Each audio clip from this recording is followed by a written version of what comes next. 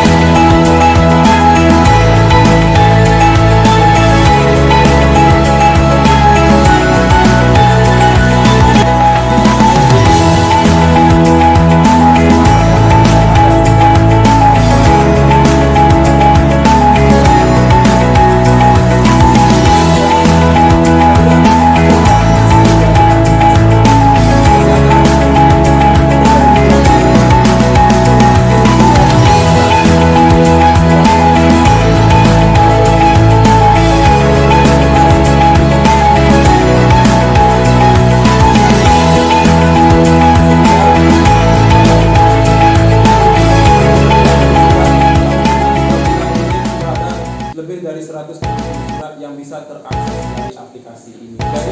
bukan suatu hal yang mubazir kita menggunakan aplikasi ini.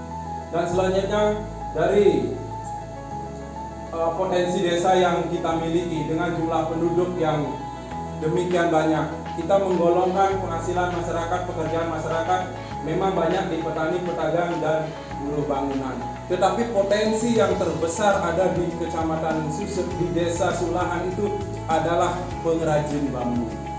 Di mana pengrajin bambu ini tidak dijadikan pekerjaan pokok oleh masyarakat, tetapi dijadikan pekerjaan tambahan atau side job yang menghasilkan income dan tambahan pendapatan bagi masyarakat. Kita bisa lihat di beberapa kegiatan-kegiatan sosial Bapak Sandiaga Uno, Presiden Jokowi, itu yang dipakai itu adalah hasil dari kerajinan bambu Desa Sulahan yang sudah mencapai pasar internasional. Dan masyarakat kami di Desa Sulahan juga memiliki sumber daya alam yang berlimpah, di mana dengan luasan wilayah hampir 700.000 hektar di areal yang non produktif juga ditanami pohon bambu, sehingga untuk menopang kerajinan bambu itu kita memiliki bahan baku yang cukup. Apalagi yang lagi satu ini terakhir kita lombakan, yaitu teknologi tepat guna, teknologi yang sangat simpel, sederhana, tanpa memerlukan mesin, di mana secara manual mungkin membutuhkan waktu 5 menit untuk menyebit sebilah bambu. Dengan teknologi tepat guna ini bisa mengefisienkan waktu, mungkin butuh 1-2 menit untuk menjepit satu bilah bambu. Dan jelas bambu yang dipilah dengan alat yang sederhana dengan pisau akan banyak yang terbuang, tetapi dengan alat ini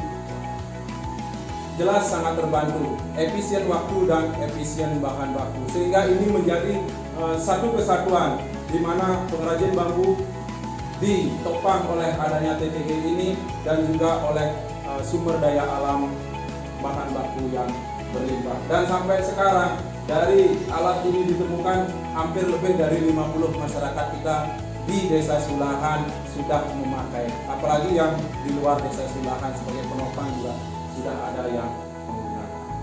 Dan selanjutnya untuk kita intern di desa, semua sudah memulai menginjak ke digital, ke modernisasi. Desa Sulahan belum berani menganggap kita adalah desa digital, tetapi desa yang menuju desa digital.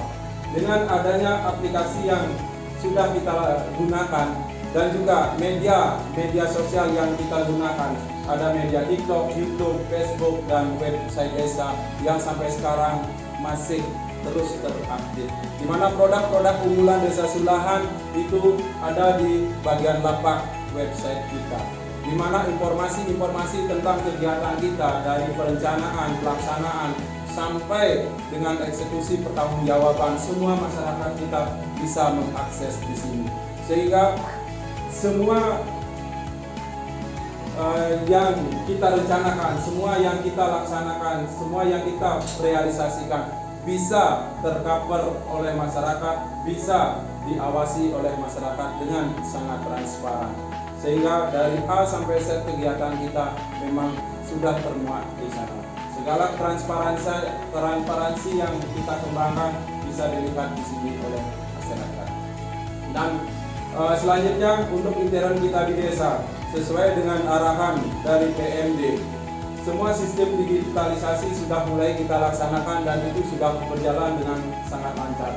Sistem keuangan desa, sistem profil desa, sistem pengelolaan aset desa, sistem informasi atau SITENJI, SIPD, FDeskel sudah kita laksanakan di Desa Sulahan. Dan yang menjadi unggulan kami terakhir, kita mengupayakan adanya sistem kearsipan digital atau SIKADA. Dengan sistem kearsipan ini, semoga tidak terjadi seandainya ada post major kebakaran, kita tidak bingung di mana arsip kita, di mana SPJ kita. Tetapi dengan aplikasi SIKADA ini, semua kearsipan desa akan berada di sini.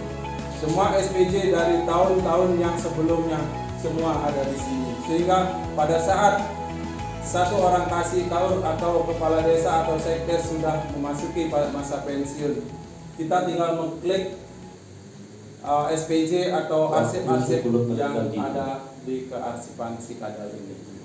Itu merupakan sebuah inovasi bagi kami di Desa Sulakan. Sedangkan untuk di bidang peternakan, kita terakhir kali mengikuti instruksi atau aturan untuk penggunaan dana desa, yaitu untuk 20% ketahanan pangan, di mana kita melihat di lapangan dengan adanya virus ASF, banyak sekali masyarakat kita yang mengalami kerugian, terutama yang beternak babi. Karena di Desa Sulahan, basis peternak babi hampir satu pekarangan itu ada peternak babi rumahan, di luar peternak babi dengan kapasitas besar. Nah, dengan adanya virus ASF ini, banyak sekali peternak rumahan kita yang mengalami gulung tikar.